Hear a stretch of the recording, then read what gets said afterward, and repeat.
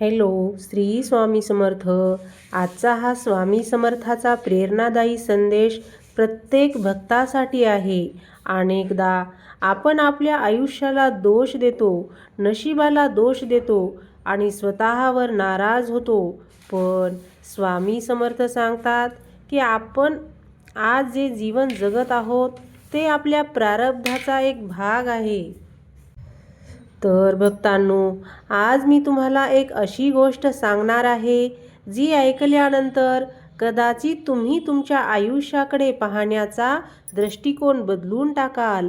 जर सध्या तुमच्या आयुष्यात दुःख असेल, संघर्ष असेल, अपयश असेल आणि तुम्हाला वाटत असेल की देवाने तुमच्यावर अन्याय केला आहे, तर हा व्हिडिओ शेवटपर्यंत नक्की पहा. कारण आज स्वामी समर्थ तुमच्याशी एक अत्यंत महत्त्वाची गोष्ट बोलणार आहेत.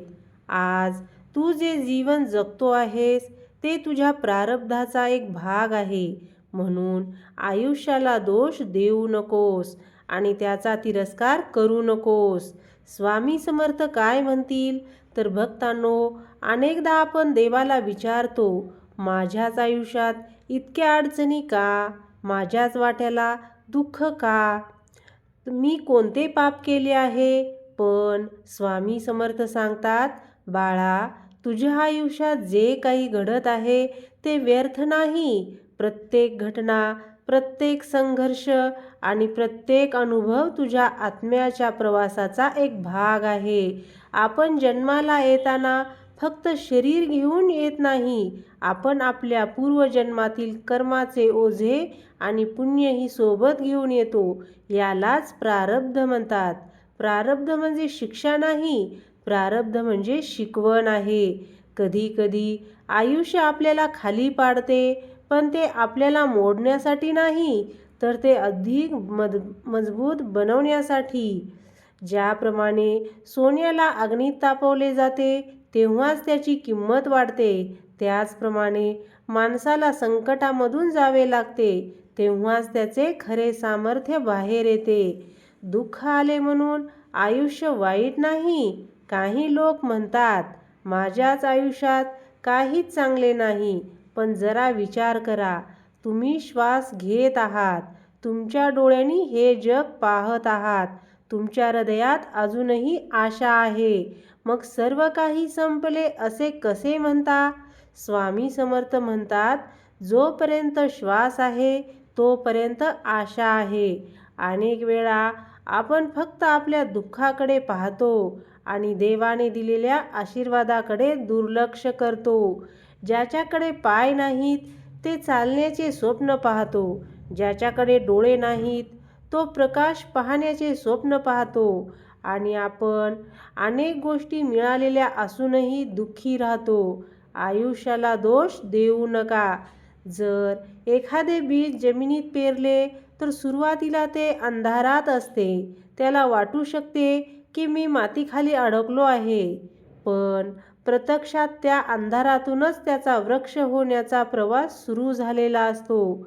आज तुमच्या आयुष्यात अंधार असेल, पण कदाचित हा अंधार तुमच्या उज्ज्वल भविष्याची तयारी असेल. स्वामी समर्थ म्हणतात, घाबरू नकोस, मी तुझ्या पाठीशी आहे. ही फक्त वाक्य नाहीत, तर हा प्रत्येक भक्तासाठी दिलेला विश्वास आहे. संघर्ष का आवश्यक आहे? जर नदीला समुद्रापर्यंत पोहोचायचे असेल तर तिला खडकामधून मार्ग काढावा लागतो. जर गरुडाला उंच उडायचे असेल तर त्याला वादळांचा सामना करावा लागतो. जर तुम्हाला मोठे व्हायचे असेल तर संघर्ष टाळून चालणार नाही. कारण संघर्ष हा देवाचा शाप नसतो, तो देवाचा प्रशिक्षण वर्ग असतो. प्रत्येक संकट तुमच्यातील सामर्थ्य जागे करत असते. स्वतःवर प्रेम करा. अनेक लोक स्वतःचा तिरस्कार करतात. ते म्हणतात की मी काहीच करू शकत नाही, माझे नशीबच खराब आहे. पण स्वामी समर्थ म्हणतात, बाळा, स्वतःला कमी समजू नकोस. मी तुला व्यर्थ निर्माण केलेले नाही. देवाची प्रत्येक निर्मिती विशेष असते. तुम्हीही विशेष आहात. तुमच्या आयुष्याचा एक उद्देश आहे. आज तो दिवस नसेल, पण योग्य वेळ आली की तो नक्की समजेल. प्रत्येक दुःख कायमचे नसते. रात्र कितीही काळी असली तरी सकाळ होतेच. पावसाचे ढग कितीही दाट असले तरी सूर्य पुन्हा उगवतोच. त्याचप्रमाणे तुमच्या आयुष्यातील दुःखही कायमचे राहणार नाही. आज तुम्ही दुःखी असाल, आज तुम्ही रडत असाल, उद्या कदाचित तुम्ही हसत असाल. आज तुम्ही संघर्ष करत असाल, उद्या कदाचित इतरांना तुम्ही प्रेरणा देणार आहात. स्वामी समर्थ जणू आपल्या प्रत्येक भक्ताला सांगत आहेत, बाळा, आयुष्याला दोष देऊ नकोस. तू ज्या परिस्थितीत आहेस ती तात्पुरती आहे. ते तुझे प्रारब्ध तुला काही शिकवण्यासाठी आले आहे. त्याचा तिरस्कार करू नकोस. त्यातून शिक, त्यातून उभा राहा. माझ्यावर विश्वास ठेव. मी तुला कधीच एकटे सोडणार नाही. जे घडले ते स्वीकार.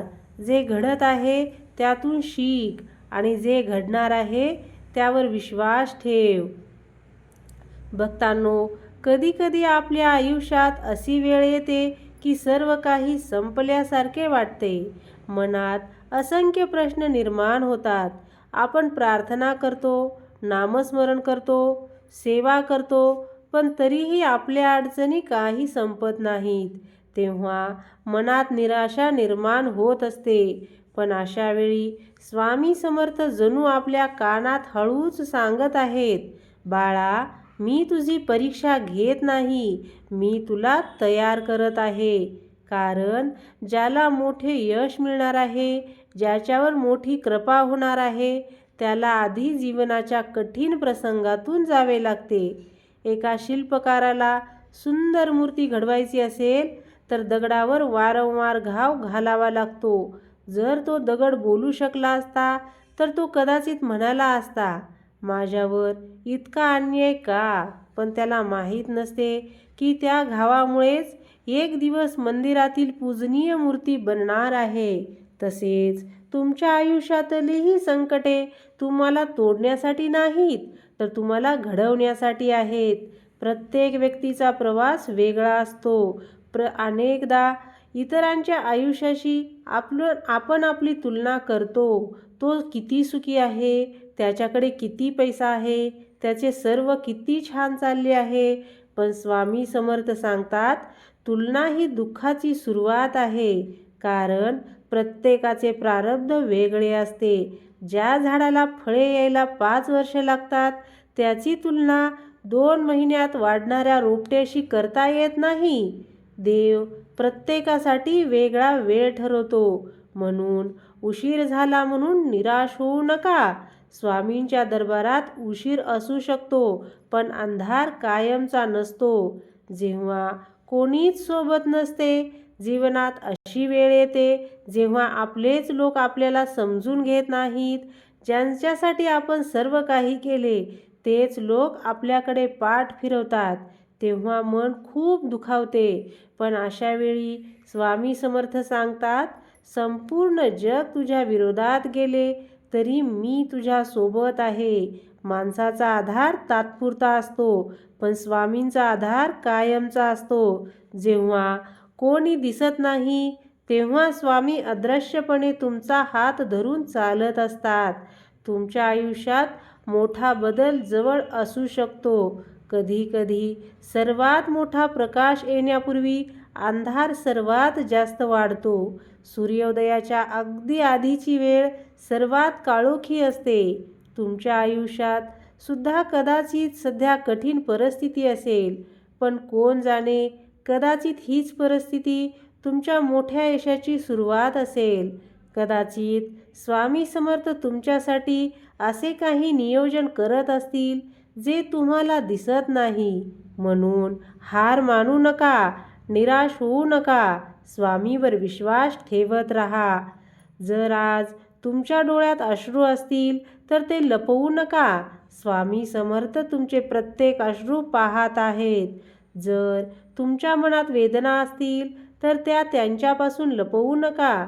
कारण भक्ताचे दुःख स्वामीपासून कधीच लपून राहत नाही. आज फक्त मनापासून एकदा म्हणा, स्वामी, मला सर्व काही समजत नाही, पण मला तुमच्यावर विश्वास आहे. आणि मग पहा, हळूहळू तुमच्या मनात शांतता येईल, धैर्य येईल आणि जीवनाकडे पाहण्याचा नवीन दृष्टिकोन मिळेल. कारण प्रारब्ध परिस्थिती ठरवते, पण श्रद्धा भविष्य ठरवते. भक्तांनो, जर आजच्या या संदेशाने तुमच्या मनाला थोडासाही आधार दिला असेल तर एक क्षण डोळे मिटा आणि मनापासून स्वामी समर्थांचे नाव घ्या. लिहा कमेंटमध्ये श्री स्वामी समर्थ आणि लक्षात ठेवा, तुमच्या आयुष्यातील प्रत्येक संघर्ष, प्रत्येक अश्रू आणि प्रत्येक परीक्षा व्यर्थ नाही. स्वामी समर्थ तुमच्याकडे पाहत आहेत. योग्य वेळ येताच ते तुमच्या आयुष्यात असा प्रकाश आणतील की आजचे सर्व दुःख तुम्हाला फक्त एक आठवण वाटेल. श्री स्वामी समर्थ. जय जय स्वामी समर्थ. तुम्हाला हा व्हिडिओ आवडला का? आवडला असेल तर लाईक करा, शेअर करा आणि अशाच नवनवीन व्हिडिओसाठी सबस्क्राईब करायला विसरू नका. श्री स्वामी समर्थ. जय जय स्वामी समर्थ.